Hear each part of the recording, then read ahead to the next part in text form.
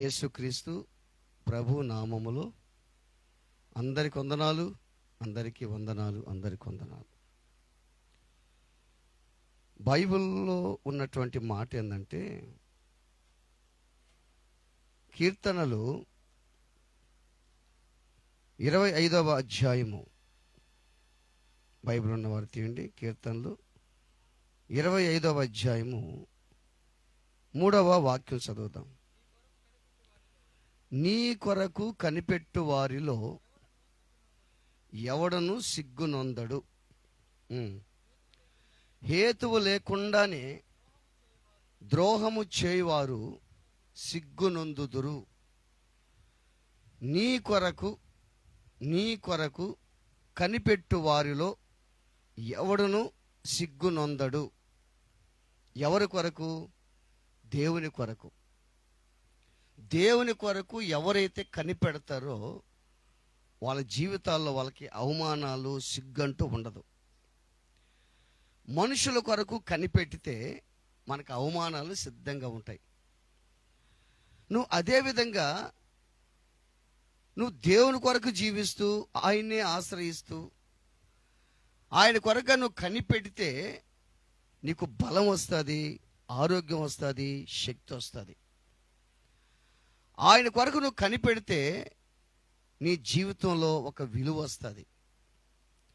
ఆయన కొరకు నువ్వు కనిపెడితే నీ జీవితం అంతా ఫలభరితంగా మారిపోద్ది. ఎవరికో ఎలా కనిపెట్టాలి? మనం ఏ విధంగా కనిపెట్టాలి? ఎందుకు కనిపెట్టాలి? ఒక ప్రశ్న మనం వేసుకుందాం. ఎందుకు కనిపెట్టాలి? యేసు ప్రభు ఏం చేశాడంటే ఆయన చనిపోయిన తరువాత 3వ దినాన లేచిన తరువాత శిష్యులందరికీ ఒక మాట చెప్పాడు. ఏం చెప్పాడంటే, నా తండ్రి వాగ్దానం చేసినటువంటి శక్తిని మీ మీదకి నేను పంపుచున్నాను. మీరు ఆ శక్తిని పొందాలంటే పట్టణంలో నిలిచి ఉండండి అని అన్నాడు. ఎక్కడికి వెళ్ళక. చూస్తారు, అది లూకాసు వార్త అనుకుంటా. లూకాసు వార్త 24వ అధ్యాయము 24 చివరి వాక్యం ఉంటుంది. లూకాసు వార్త 24వ అధ్యాయంలో, లూకాసు వార్త 24 చివరి వాక్యం అనుకుంటా. చివరి వాక్యం చూడండి. ఈ సంగతులు ఆజ్ఞాపించిన తరువాత మీరు శక్తి పొందేంత వరకు, దానిపైన ఉంటుంది చూడండి, దాని కింద, నా తండ్రి వాగ్దానం చేసింది మీ యొద్దకు నేను పంపుతున్నాను, మీ మీదకి పంపుతున్నాను. నా తండ్రి ఒక వాగ్దానం చేశాడు. ఇప్పుడు వాగ్దానం చేశాడు తెలుసా? అంచె దినాల్లో నా ఆత్మను నేను కుమ్మరిస్తానని యోవేలు గ్రంథంలో ఉన్న మాటలు. ఇదిగో నా తండ్రి వాగ్దానం చేసింది మీ మీదకి పంపుతున్నాను నేను. మీరు పైనుండి శక్తి పొందేంత వరకు పట్టణములో ఎక్కడి నుంచి ఉండమన్నాడమ్మా?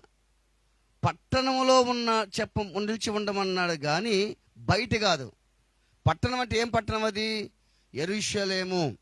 యెరూషలేము అంటే దేవుని పట్టణము, దేవుని మందిరం.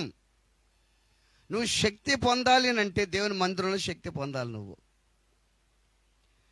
అభిషేకించబడాలన్నా, దీవెనకరంగా మార్చబడాలన్నా, ఆయన శక్తి నువ్వు పొందుకుంటే నువ్వు దీవెనకరంగా మార్చబడతావు. ఆ శక్తిని పొందుకోవాలంటే నువ్వు ఎక్కడ ఉండాలంట? మందిరంలో, పట్టణంలో నిలిచి ఉండాలి అని అన్నాడు. ఆ శక్తి ఎందుకు మనకు? ఆ పరిశుద్ధాత్మ ఎందుకంటే రేపు మన పరలోక రాజ్యానికి వెళ్ళేదానికి పరిశుద్ధాత్మ కావాలి. పరిశుద్ధాత్మ పొందుకోవటం అంటే అర్థం ఏంటంటే దేవుడు నీలో ఉండటమే పరిశుద్ధాత్మ, యేసయ్య నీలో ఉండటమే పరిశుద్ధాత్మ. అందుకే అపోస్తుల కార్యాల్లో చూస్తే, అపోస్తుల కార్యాల్లో 1వ అధ్యాయము 4వ వాక్యంలో ఒక మంచి మాట రాయబడింది. అపోస్తుల కార్యాల్లో 1:4, ఆయన వారిని కలుసుకొని ఇలాగ ఆజ్ఞాపించెను, మీరు యెరూషలేము నుండి వెళ్ళక నా వలన వినిన తండ్రి యొక్క వాగ్దానము కొరకు అజ్జి. చూసా, చెప్పాడా? మనం ఏం వాక్యం చదువుకున్నాం? ఆయన కొరకు కనిపెట్టు వారిలో ఎవరు కూడా సిగ్గు నొందడం చూసాం. ఇప్పుడు దేనికోసం కనిపెట్టాలమ్మా మనం? దేనికోసం కనిపెట్టాలా? దేవుని ఆత్మ కోసం అమ్మా. ఏదో నీ అప్పుల కోసం కాదు. అప్పులు తీరాలి, మంచిదే, ప్రార్థన చెయ్యి. ఇంకేదో కావాలని కదా కనిపెట్టేది. స్వస్థత, ఇంకేదో కొనాలా, ఇంకో ప్లాట్ కొనాలా, ఇంకేదో కొనాలా, దానికోసం కదా కనిపెట్టేది. దేవుని ఆత్మ కోసం కనిపెట్టాలి, పరిశుద్ధాత్మ కోసం కనిపెట్టాలి. యేసుక్రీస్తు ప్రభు చెప్పాడు వాళ్ళకి, మీరు నా కోసం కనిపెట్టండి, కనిపెడితే నా ఆత్మను మీ మీదకి నేను పంపుతానన్నాడు. ఈ రోజున నువ్వు ప్రార్థన చేస్తున్నావు, నువ్వు చేసే ప్రార్థన అంతా ఏంటంటే, నాకు అది కావాలా, ఇది కావాలా, అది కావాలా, ఆ వస్తువు కావాలా, ఈ వస్తువులను చేస్తున్నావు. కానీ నీ ఆత్మ నేను పొందుకోవాలని కనిపెడుతున్నావా? ఒక ప్రశ్న వేసుకో. దేవుని ఆత్మ, అసలు పరిశుద్ధాత్మతో నువ్వు నింపబడి ఉంటే నీకు అర్థమైపోద్ది నేను పరిశుద్ధాత్మతో ఉన్నానని. ఎలా అంటే పరిశుద్ధాత్మతో నేను నింపబడ్డాను అని ఎలా నీకు అర్థమవుతుందంటే, నీ మాటలే వేరుగుంటాయి. ఏది చెయ్యాలా, ఏది చేయకూడదో నీకు అది తెలుస్తుంటుంది. అసలు ఈ మాట అనొచ్చా, అనకూడదా అనేది నీకు అర్థమవుతుంటుంది. ఈ మాట అంటే ఎలా ఉంటుంది, ఈ మాట అసలు నేను అనొచ్చా, అనకూడదా అని నీకు తెలుస్తుంటుంది. ఎప్పుడు? నువ్వు పరిశుద్ధాత్మతో నింపబడినప్పుడు. నువ్వు పరిశుద్ధాత్మతో నింపబడలేదనుకో, ఇక నీ నోటికి అడ్డే ఉండదు, నీ చేతులకి నీ కాళ్ళకి అడ్డే ఉండదు. నీ ప్రవర్తన, పరిశుద్ధాత్మ నీలో ఉంటే ఆత్మ ఫలాలు నీలో ఉంటాయి. పరిశుద్ధాత్మ నీలో లేకపోతే శరీర కార్యాలు నీలోకి వస్తాయి. ఈ పరిశుద్ధాత్మ కోసం కనిపెట్టాలి మనం. కనిపెట్టాలి పరిశుద్ధాత్మ కోసం. ఈ పరిశుద్ధాత్మే నిన్ను సర్వసత్యంలోకి నడిపిస్తుంది. ఈ లోకంలో ఎలా జీవించాలి అర్థమవుతుందా? పక్క వ్యక్తితో ఎలా మాట్లాడాలి, ఏది మాట్లాడాలి, ఏది మాట్లాడకూడదు, అసలు ఈ మాట నేను మాట్లాడొచ్చా, మాట్లాడకూడదా అనేది నీకు అర్థమవుతుంది. ఎప్పుడు? నువ్వు పరిశుద్ధాత్మతో నింపబడినప్పుడు. ఆ పరిశుద్ధాత్మతో నింపబడాలి అంటే నువ్వు కనిపెట్టాలి. నువ్వు కనిపెట్టొద్దా? దేవుని కోసం వేకువజామున ప్రార్థన చేస్తున్నావు, మంచిది. రాత్రుల్లో ప్రార్థన చేస్తున్నావు, మంచిది. పగల ప్రార్థన చేస్తున్నావు, మంచిది. మీరందరూ ప్రార్థన చేస్తున్నారు. కానీ మీరు చేసే ప్రార్థన మోకరిస్తేనే, నాకు బాగలేదు, నాకు అది కావాలా, ఇది కావాలా, మంచిదే. ఆ రోగాలు దేవుడు తీసేస్తాడు. పరిశుద్ధాత్మ నీలోకి వస్తాడు. దేవుడు నీలో ఉంటే ఇక నీకు రోగం కూడా ఉండదు. ఇక ఆయనే నీలోకి వస్తే, అభిషేకం నీలోకి వస్తే ఇక రోగం కూడా ఉండదు. అందుకని మనం, దేవుడే చెప్పాడు ఏమని, నా తండ్రి వాగ్దానం చేసి మీ మీదకి నేను పంపుతాను, మీరు అటు ఇటు వెళ్ళక ఎక్కడ ఉండాలంటే మీరు పట్టణములో నిలిచి ఉండండి అన్నాడు. అదే అపోస్తుల కార్యాలు కూడా మనం చూసాం. ఇప్పుడు అపోస్తుల కార్యాల్లో కూడా మనం చూసాం. మీరు కనిపెట్టండి అని అంటాడు అక్కడ. ఏ వ్యక్తి కోసం కనిపెడుతున్నావు? ఎవరి కోసం కనిపెడుతున్నావు? దేనికోసం కనిపెడుతున్నావు? అసలు విలువైంది దేవుని ఆత్మ కోసం కనిపెడితే దేవుడే నీకు ఖచ్చితంగా సహాయం చేస్తాడు. బైబిల్లో కాముంది అన్నా ప్రవక్తని, ఆమె కూడా కనిపెడుతున్నది. చూడండి, లూకాసు సువార్తలు చూస్తే, లూకాసు సువార్త 2వ అధ్యాయము 38వ వాక్యంలో ఒక మంచి మాట రాయబడి ఉంది. ఆమె కూడా ఆ గడియలోనే లోపలికి వచ్చి దేవుని కొనియాడి యెరూషలేములో విమోచన కొరకు కనిపెట్టుచున్న వారందరితో ఆయన గురించి మాట్లాడుచున్నాను. ఎవరని? అన్నా ప్రవక్తని. 84 సంవత్సరాలంట ఆమెకి ఉపవాసంతో ప్రార్థన చేస్తుందంట. అంత వృద్ధురాలైనటువంటి ఆమె ఉపవాసం ఉండి ప్రార్థన చేస్తుంది. సుమయోను కనిపెట్టాడు. ఆయనకు ఒక వాగ్దానం చేశాడు దేవుడు, నువ్వు దేవుని చూడక మునుపు చూసిన తర్వాత నువ్వు చనిపోతావని వాగ్దానం చేశాడు దేవుడు. యేసు ప్రభుని చూసి, కన్నులార చూసి చేత్తో ఎత్తుకున్నాడు ఆయన యేసు ప్రభుని. ఆ గడియలోనే ఆమె కూడా అక్కడ ఉంది యెరూషలేములో. ఎవరు? అన్నా ప్రవక్తని. ఆమె కూడా వాళ్ళ కోసం కనిపెట్టే వారి కోసం వాళ్ళతో కూడా మాట్లాడుతుంది. చూసావా? అంటే ఫస్ట్ మనం బాగా ఆలోచన చేస్తే దేవుని ఆత్మ కోసం కనిపెట్టాలి. రెండోది దేవుని రాక కోసం కనిపెట్టారు వీళ్ళు. ఎవరు? సిమెయోను, అన్నా ప్రవక్తని. అంటే మెస్సియాగా ఈ లోకానికి వచ్చాడు కదా, ఆయన పసివాడికి ఈ లోకానికి వచ్చాడు. దేవుడు పంపించాడు యేసుక్రీస్తు ప్రభుని. ఆయన దేవుడు యేసయ్య. ఆయన ఈ లోకానికి వచ్చాడు కాబట్టి ఆయన రాక కోసం కనిపెట్టారు వీళ్ళు. అయితే ఈ రోజున మనం దేనికోసం కనిపెట్టాలి తెలుసా? ఆయన మన కోసం రాబోతున్నాడు. హల్లెలూయా. ఆయన మన కోసం రాబోతున్నాడు, దానికోసం కనిపెట్టాలి. ఏం తెలుసా? నీకు జ్ఞానం వచ్చాడు కాబట్టి దేవుడు, నీకు తెలుసు కాబట్టి. ఏమని తెలుసు నీకు? యేసు ప్రభు ఈ లోకానికి వచ్చాడు. ఈ లోకానికి వచ్చి నా కోసం రక్తం కార్చాడు, సిలువలో మరణించాడు, మూడో దినాన లేచాడు, తండ్రి కుడిపార్శ్వన కూర్చో ఉన్నాడు, నా కోసం విజ్ఞాపన చేస్తున్నాడు, మరలా నా కోసం రాబోతున్నాడు. ఎందుకోసం అంటే నన్ను తీసుకోపోవడానికి వస్తున్నాడు. అందుకని ఎప్పుడు వస్తాడో తెలియదు కాబట్టి నేను కనిపెట్టాలి. అది మనం నేర్చుకోవాలి ఈ రోజున. ఫస్ట్ శక్తి కోసం కనిపెట్టాం. రెండోది మెస్సియా కోసం, యేసు ప్రభు కోసం అన్నా ప్రవక్తని, సిమెయోను కనిపెట్టారు. ఈరోజు మనము దేవుని రాకడ కోసం కనిపెట్టాలి. ఆ రాకడ కోసం కనిపెట్టాలంటే మనం ఎట్లుండాలా? పరిశుద్ధాత్మతో నింపబడినోడు మాత్రమే కనిపెడతాడు దాన్ని. దేవుని ఆత్మ చేత ఎవరైతే నింపబడతారో, ఎవరిలో దేవుడు ఉంటాడో వాళ్ళు మాత్రమే దేవుడు వస్తున్నాడు, రాబోతున్నాడు, తొందరగా వస్తాడు, సూచనలు జరుగుతున్నాయి, రాజ్యం మీదకి రాజ్యం, జనం మీదకి జనం వస్తుంది, భూకంపాలు వస్తున్నాయి, కరువులు వస్తున్నాయి, తుఫాన్లు వస్తున్నాయి, మనుషులు చంపుకుంటున్నారు, చనిపోతున్నారు, యాక్సిడెంట్లు ఎన్నెన్నో జరుగుతూ ఉన్నాయి. నిన్ను ఇంకా దేవుడు బ్రతికించాడు, గుర్తుపెట్టుకో. చనిపోయిన వాళ్ళు మనకంటే చెడ్డోళ్ళని కాదు, అంతవరకు చాలని దేవుడు వాళ్ళని తీసుకున్నాడు. నిన్ను ఇంకా ఎందుకు బ్రతికించాడు తెలుసా? నీ ద్వారా దేవునికి కొంచెం పని ఉంది, ఆ పని నువ్వు చేయాలి. ఒకటి, నువ్వు ఇంకా మారలేదేమో, బ్రతికిచ్చాడు. ఇప్పుడు తీసుకుంటే నిన్ను దేవుని దగ్గరికి పోకుండా నరకానికి పోతావేమో, అందుకని దేవుడిని బ్రతికించాడు.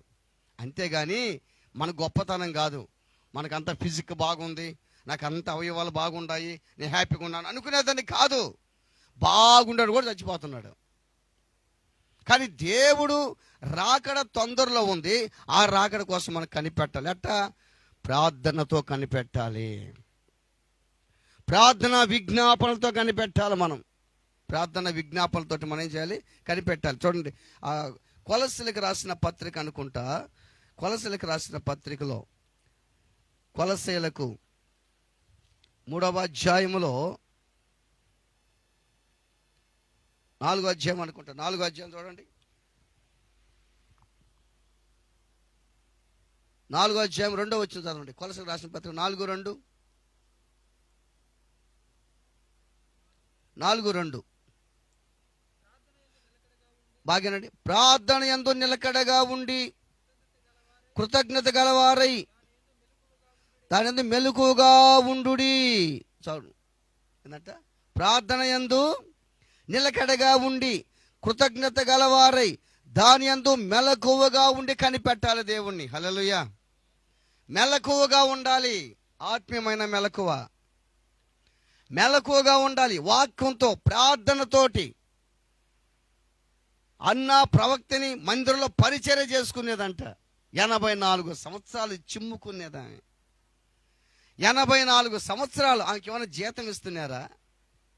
ఆమెకేమైనా జీతం ఉందా? పాపం ఆమెకేమన్నా ఉందా? ఆమెకేమైనా విలువ ఉందా? విలువగాలను కోరుకుందాం ఏమన్నా? లేదే. 84 సంవత్సరాలు 7 ఏళ్ళు పెనిమిడితో సంసారం చేసి, చిన్న వయసు కన్యాత్వం మొదలుకొని 84 సంవత్సరాలకు మందిరంలో ఉపవాసం విడువక, మందిరాన్ని విడిచిపెట్టకూడదు,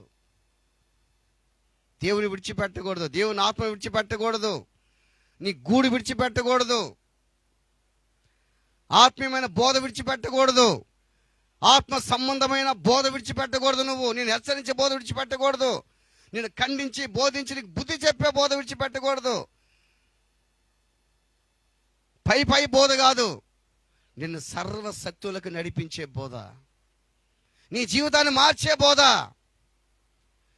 నీ జీవితాన్ని దీవెనకరంగా మార్చే బోధ. అందుకే మనం కొలస్సీ పత్రికలో చూసాం, ప్రార్థన యందు ఎట్టుండాలంట, నిలకడగా ఉండి కృతజ్ఞత గలవారై దాని యందు మెలకువగా ఉండండి. బా, ఎంత మంచి మాట చెప్పాడయ్యా అపోస్తలుడైన పౌలు. నిలకడగా ఉండాలి. దేని అందు నిలకడగా ఉండాలా? దేని యందు? ప్రార్థన యందు, ప్రార్థన యందు, ప్రార్థన యందు కృతజ్ఞత గలవారై దాని యందు నిలకడగా ఉండండి. దాని యందు ఎట్టుండాలంటే మనం నిలకడగా ఉండండి. ప్రార్థన యందు నిలకడగా ఉండాలంట. ప్రార్థన యందు నీ మాట నిలకడగా ఉండాలయ్యా. నీ మాట అవునంటే అవును, కాదంటే కాదు. నిలకడ లేదు మనలో. నిలకడ లేదంటే నీలో ఆత్మ లేదని అర్థం. అర్థమవుతుందా? ఒక వాక్యం చదివి ప్రార్థన చేస్తేనే కాదు, నీ వే ఆఫ్ టాకింగ్ ఎలా ఉంది, నీ మాటలు ఎలా ఉన్నాయి, నీ చూపులు ఎలా ఉన్నాయి, నీ ప్రవర్తన ఎలా ఉంది, నీ ఊహలు ఎలా ఉన్నాయి, నీ కోరికలు ఎలా ఉన్నాయి. నువ్వు ప్రార్థన చేయొచ్చు, వాక్యం చదవచ్చు, పాటలు పాడవచ్చు, ఉపవాసాలు కూడా ఉండొచ్చు, అని పరలోక రాజ్యం ఉండదు. దేవుని ఆత్మ నీలో ఉన్నప్పుడు, దేవుని ఆత్మ నీలో ఉంటే నీ మనసే మారిపోతుంది. నీ మనసే హ్యాపీగా ఉంటుంది, బాగుంటుంది. నీ మనసు పరిశుద్ధంగా జీవిస్తావు నువ్వు. ప్రార్థన యందు నిలకడ. ప్రార్థన ఎట్లుండాలా? పాటలు నిలకడని చెప్పున్నాడు ఆడన్నా. ప్రార్థన నిలకడ అన్నాడు. ప్రార్థన వాక్యం, ప్రార్థన వాక్యం ఆహారం, ఊపిరి మనిషికి. ప్రార్థన వాక్యం దీని నిలకడగా ఉండి కృతజ్ఞత గలవారై ఉండండి అని దేవుడు చెప్పాడు. దేవుని పిల్లలు చూడండి, అన్నా ప్రవక్తిని 84 సంవత్సరాలు దేవాలయాన్ని విడిచిపెట్టక ఏం చేస్తుందంట? అవి ఉపవాసాలుంటూ పరిచర్య చేసుకుంటా, దేవాలయం చిమ్ముకుంటా, ప్రార్థన చేస్తూ ఉందంట ఆమె. అబ్బా, కారణం తెలుసా? వాళ్ళు ఈ లోకంలో ఏం కోరుకోలేదయ్యా. అధికారాలు కోరుకోలేదు, ఈ లోకంలో నన్ను గౌరవించాలని కోరుకోలేదు. వాళ్ళు ఏం కోరుకున్నారంటే పరలోక రాజ్యంకి వెళ్ళాలని కోరుకున్నారు. రెండోది, మెస్సీని చూడాలని కోరుకున్నారు. యేసేని చూసింది, కన్నులారు యేసేని చూసింది కదా పాపం. ఆమె సుమేన్ కూడా యేసేని చూశాడు కదా. రేపు మనం యేసేని చూడాలంటే నువ్వు పరిశుద్ధాత్మతో నింపబడాలి. నువ్వు పరిశుద్ధాత్మతో నింపబడితే, ఆయన కోసం కనిపెట్టుకుంటే, దేవుడు ఏం చెప్పాడు? నా తండ్రి వాగ్దానం చేసి మీ మీదకి పంపిస్తాను నేను, మీరు పట్టణంలో నిలిచి ఉండండి అన్నాడు కదా దేవుడు. మనం దేవుని మందిరంలో, నీ ఇంట్లో నువ్వు ప్రార్థన చేసేటప్పుడు ఆత్మ కోసం కనిపెట్టు. అయ్యా, నీ ఆత్మ నాకు కావాలయ్యా, నువ్వు నాలోకి రాయేసయ్యా. పరిశుద్ధాత్మ పొందుకోవటం, నువ్వు నాలో ఉండటమే పరిశుద్ధాత్మ. నువ్వు నాలో ఉండవనుకో, అసలు నేను ఎవరితో ఎట్ట మాట్లాడాలి, ఎట్టుండాలి నాకు చూపిస్తావయ్యా. ఆ అన్నా ప్రవక్తిని దేవాలయంలో విడువక ప్రార్థన చేసి కన్నులారా చూసిందయ్యా. ఈ లోకం మమ్మల్ని బతికించావు, నువ్వు త్వరగా రాబోతున్నావు, నువ్వు మమ్మల్ని తీసుకెళ్లాలంటే మేము పరిశుద్ధాత్మ నింపబడాలి. మాకు ఆత్మ మాకు ఈ లోకంలో అవసరం అని మనం ప్రార్థన చేయాలి. మనం చదువుకున్న వాక్య భాగంలో కీర్తనలో మనం చూస్తే, మళ్ళీ కీర్తనలో 25:3 మనం చూస్తే, ఆయన కొరకు కనిపెట్టు వారిలో ఎవడు కూడా సిగ్గు నొందడు. దాని కింద ఉంది, హేతువు లేకుండా ద్రోహం చేసేవాడు సిగ్గుపడును అని ఉంది. హేతువు అంటే ఏందమ్మా? కారణం లేకుండా, హేతువు లేకుండా ద్రోహం చేసేవాడు సిగ్గుపరచబడతాడు. కారణం ఉండదు కొంతమందిలో. నువ్వేమో ఒక మాట కూడా అనవు పాపాలని, నువ్వేమనవు, కారణం కూడా ఉండదు, అయినా నీకు ద్రోహం చేస్తారు వాళ్ళు. అటువంటి వాళ్ళ పరిశుద్ధాత్మ ఎలా ఉంటుంది? ఒక కారణం ఉంటే ఏదో ద్రోహం చేస్తారు అనుకుందాం ఈ లోకంలో మనుషులు. కానీ హేతువు లేకుండా, బైబిల్ ఉన్న మాటలో, హేతువు లేకుండా ద్రోహం చేసేవాడు సిగ్గుపరచబడతాడు. ఆయన ప్రేమకి హేతువే లేదు. ఎవరి ప్రేమకి? యేసయ్య ప్రేమకి. అంటే హేతువు లేని ప్రేమ, కారణమే లేదు. మనం ఎట్ట ప్రేమిస్తాం? నువ్వు నాకు ఏదన్నా పైసలు ఇస్తే, ఏదన్నా గిఫ్ట్ ఇస్తే నేను బాగా ప్రేమిస్తా. అవసరాన్ని బట్టి ప్రేమిస్తాం. ఒకవేళ ఈగిపోతే ద్వేషిస్తాం. అది అసలు ఆయనకి మనం ఏమి ఇవ్వటంలే. ఆయన మన కోసం రక్తం కార్చాడు. హేతు లేని ప్రేమ ఆయన ప్రేమ, కారణం లేని ప్రేమ. హేతువు లేకుండా ద్రోహం చేసే వాళ్ళందరూ కూడా ఎట్టుంటారంట? సిగ్గుపరచబడతారు. గుర్తుపెట్టుకో, నీకు ద్రోహం చేస్తున్నారు ఎవరన్నా? నువ్వు మంచిదానివే, నువ్వు మంచోడివే, నువ్వు భక్తిగా ఉన్నావు, నువ్వు విధేయతగా ఉన్నావు, నువ్వు పరిశుద్ధంగా ఉన్నావు, అయినా నీకు ద్రోహం చేస్తున్నారా? నీ మీద కుట్ర పెట్టుకున్నారా? నువ్వంటే కపటంగా ఉన్నారా? నిన్ను సిగ్గుపరచాలని, నిన్ను అవమానపరచాలని నిన్ను ద్వేషిస్తున్నారా? భయపడొద్దు. బైబిల్ మనకు ఆధారం, వాక్యం ఆధారం. హేతువు లేకుండా, కారణం లేకుండా ద్రోహం చేసేవాడు సిగ్గుపరచబడతాడు. నువ్వు పనికి వెళ్ళేటప్పుడు, ఇంట్లో ఉండేటప్పుడు నీ పక్క వాళ్ళు నీ గురించి అసూయగా మాట్లాడుకోవటం, నీ గురించి చెడ్డగా వేరేళ్ళకి చెప్పటం, నువ్వు బాగుంటే ఓయటం, నువ్వు బాగుంటే అసహ్యంగా మాట్లాడుకోవటం, నీ గురించి 10 మందికి చెప్పటం, హేతు లేదు, ఏమి లేక నీ గురించి చెప్తా ఉంటారు. నువ్వు బాధపడద్దు, ఓర్పుతో ఉండు, దేవుని వైపు నువ్వు చూడు. హేతువు లేకుండా ద్రోహం చేసే వాళ్ళందరూ కూడా సిగ్గుపరచబడతారు ఒక రోజున. ఎవడో అంటున్నాడని చెప్పి, ఎవడో నీ గురించి చెడుగా మాట్లాడుకుంటున్నాడని మాట్లాడుకొని నువ్వు హ్యాపీగా ఉండు, నిశ్చంతంగా ఉండు, నువ్వు సంతోషంగా ఉండు. అసలు నిజంగా నీ గురించి ఎవరైతే ఎందుకు మాట్లాడుకుంటున్నారో తెలుసా? నీ విలువ వాళ్ళకి బాగా తెలుస్తుందని అర్థం. నీ గురించి ఒకటే మాట్లాడుకోవటం, నీ గురించి సూటిపోటి మాట్లాడటం, నిన్ను ఎగతాళి చేయటం, హేళన చేస్తున్నారంటే నువ్వు సామాన్యమైన వ్యక్తివి కాదు, వాళ్ళకి తెలుసు అది.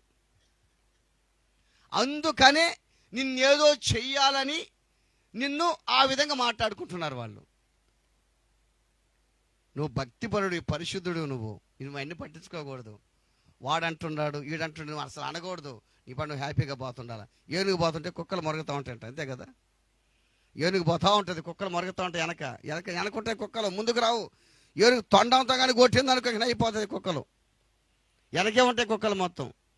నువ్వు పోతా ఉంటే ఎంతోమంది మాట్లాడుకుంటుంటారు. ఎందుకంటే నీ విలువ వాళ్ళకి తెలుసు, నువ్వు మంచోడు అని కూడా తెలుసు వాళ్ళకి.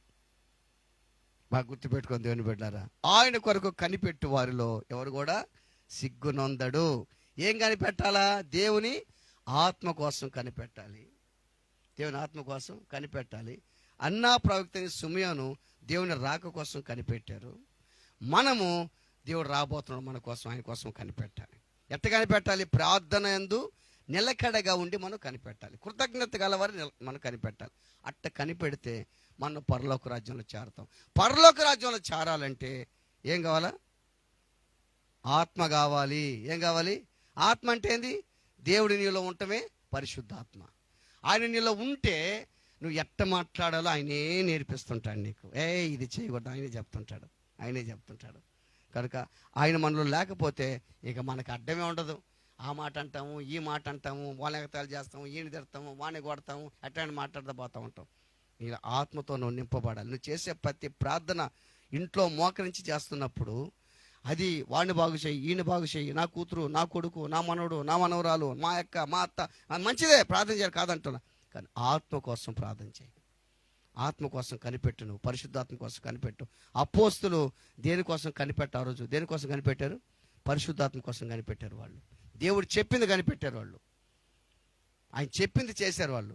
పరిశుద్ధాత్మ కోసం కనిపెడితే, ఆ పరిశుద్ధాత్మ వాళ్ళు నింపబడితే వాళ్ళు ఎంతో మంది నిందలు చేశారు, అవమానపరిచారు. ఒక్కరిని పట్టించుకోలే వాళ్ళు. వాళ్ళని కొట్టినాడు కూడా క్షమించేశారు వాళ్ళు. క్షమాపణ గుణం మనలో ఉండాలి, ప్రేమ మనలో ఉండాలి, ప్రేమించే మనసు, క్షమించే మనసు మనలో ఉండాలి. అవి లేకపోతే విశ్వాసిగా వేస్ట్, సేవకుడు కూడా వేస్ట్ అంతే. అవి లేకపోతే, అవి మనలో ఉంటేనే మనం దేవుని ఆత్మతో మనం నింపబడగలం. ప్రార్థన చేసుకుందాం. తల్ల ఉంచి కళ్ళు మూసుకుందాం. వీడు కొద్ది